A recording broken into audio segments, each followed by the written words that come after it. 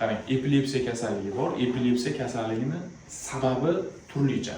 Bu bo'lishi mumkin boshdagi travmalar, bu bo'lishi mumkin shamollashlar, har xil infeksiyalar, bu bo'lishi mumkin avloddan avlodga o'tish. Tushunyapsiz? Eng katta sabablari mana shu hisoblanadi. Bor yana bitta sababi, u noma'lum. Hech kim bilmaydi nimaga aynan mana shu bemorda epilepsiya kasalligi bor. Buni biz kriptogen epilepsiya deymiz. Birinchisi struktur epilepsiya, o'sha travma natijasida yoki ona qornida qanaqadir infeksiya o'tgan bo'lishi mumkin, bolaga yoki hayot davomida qanaqadir infeksion kasallik bilan chalingan bo'lishi mumkin. Biz buni struktur epilepsiya deymiz. Ikkinchisi avloddan avlodga o'tadigani biz ko'proq idiopatik epilepsiya deymiz. Uchinchisi aytganimdek kriptogen, noma'lum. Hech kim bilmaydi. Bizga ko'pincha bemorlar keladi, bizga sababini ayting deydi. Sababini aytish uchun juda ham ko'plab testlar mavjud. Bu genetik testlar deyiladi. Genetik testlarda narxi juda baland bo'lganligi uchun, chunki u chet eldan keladi, reagentlari juda ham baland. 9 million, 6 million, 10 million, 15 million ketaveradi.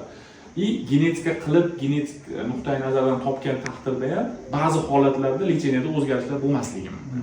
Ba'zi holatlarda o'zgarish bo'ladi uni davolash uchun, ba'zan bo'lmaydi. Shu uchun juda ko'plab shifokorlar anaqa rasxod qildirtirmasligi mumkin. Bu aniq, bu qanaqadir avloddan avlodga o'tgan anamnezdan keyin demoqchiman-da. Shu uchun dorilarni tartibga solib beriladi.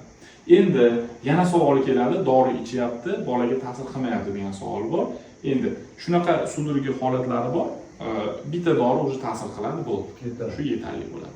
Endi bizda farmakorezistent epilepsiya kasalligi bor. Bu nima degani? Farmakorezistent degani bitta, ikkita dori ishlatildi-mi, o'sha uchinchi dori qo'shildimi, o'sha ikkita doridan ko'p dori foyda qilmasa, buni farmakorezistent deydi.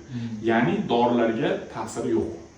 Shunaqa bo'ladi. Hali individual organizm, masalan, bu bemor bittada yaxshi bo'lsa, ikkinchisiga 4 ta berish kerak, 5 ta berishingiz kerak. Tushunarlimi? Endi epilepsiya o'zi boshda qanday hosil bo'ladi degan savol bor. Mana bu bizda bosh miya, bosh miya. Hosil bo'ladi, biz berayotgan barcha dorilarimiz ko'plari natriy, kalsiy, shunga o'xshagan mediatorlar bor. Ana shuni bloklashga qaratilgan. Nima degani? Bosh miyada epilepsiya kasalligida qo'zg'alish ortib ketadi. Ya'ni neyronlar orasidagi bog'liqlik bir neyrondan ikkinchi neyronga bo'layotgan o'tkazuvchanlik juda baland bo'lib ketadi. Ya'ni qo'zg'alib ketadi miya. Qo'zg'alishi natijasida keskin qo'zg'alganda tormozlanib qoladi miya. Ya'ni qo'pol qilib aytganda, misol uchun mashina yuryapti, 100 tezlikda yuryapti, ko'ryapsiz, faqat o'tyapti. 1000 tezlikda yursa ko'rasizmi? Chunki juda tez-ku, shamol ko'rasiz, xolos, fatadi, yoningizda narsalar chachib, lekin mashinani ko'rmaysiz. Ya'ni miya shu darajada qo'zg'aladiki, natijada miya tormoz bo'lib qoladi. Xuddiki bu qatib turgandek. Yoki yugurasiz.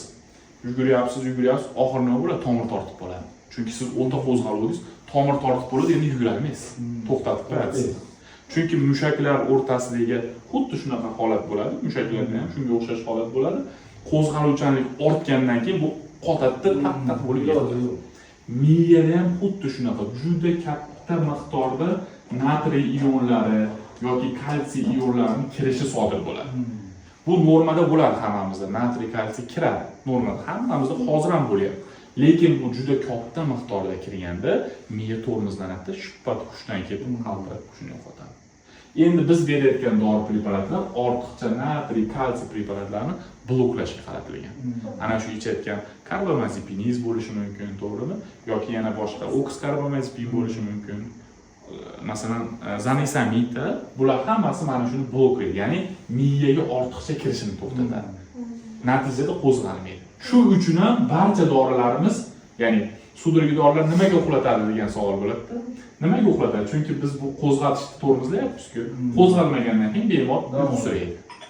Uyqusiraydi, ko'proq uxlaydi, jicha holsiz bo'lishi mumkin. Sekin-sekin joyiga tushadi. Umumiy mexanizm mana shu.